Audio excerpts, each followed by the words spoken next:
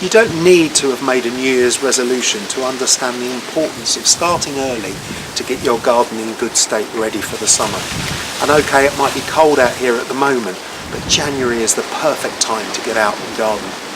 There are loads of jobs that need doing, not least my 3 most important ones, which are keeping on top of the weeds, pulling out all those annual weeds before they get a chance to carry on growing and setting more seed, because unlike other plants, they can grow right through the winter.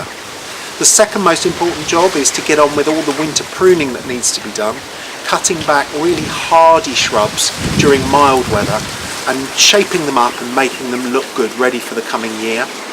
And then the last job is really to think about flowers, and hellebores are just coming into flower now.